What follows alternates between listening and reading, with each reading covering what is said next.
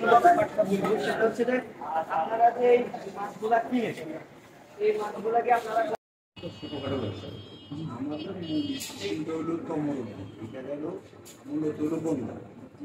যেমন আমি একদিন মোবাইলে বিক্রি করেছি 40 টাকা করে। আমি কালকে তমরুদ দিই, আমাদের মূল মুকামটা হলো তমরুদ। তমরুদ দিয়ে যাইতে চাইছে কালকে তুলে আলু বাজার 53 টাকা। না, তমরুদ তমরুদ পাইকারি দোকানে পাইকারি যারা পাইকারি 53 টাকা তোমার আমার আলু দিয়ে নি। পরবর্তীতে আমি কালকের বাজারে জানতে চাইলাম যে পেঁয়াজের দোকানের নামটা কি?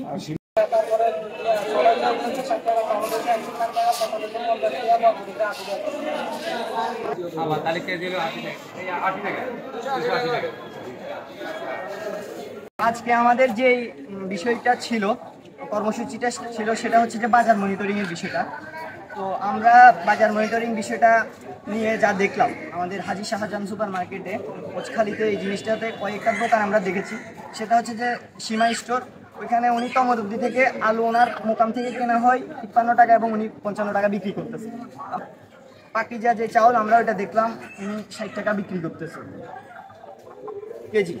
আর হচ্ছে যে পেঁয়াজ উনি এলসিজিগুলো বলছে ওগুলো 97 টাকা ওনার কেনা এবং বিক্রি করতেছে উনি 105 টাকা করে। আমাদের নিত্য প্রয়োজনীয় জিনিস সাধারণ মানুষের জন্য, যারা মধ্যবিত্ত ফ্যামিলি আমরা, তাদের জন্য ডিম জিনিসটা খুবই একটা উপকারী জিনিস বা খুবই প্রয়োজনীয় একটা জিনিস। এই ডিম জিনিসটা ওনারা প্রতি পিস 11 টাকা 11.5 টাকা করে কেনা পড়তেছে এবং ওনারা বিক্রি করতেছে 12 টাকা।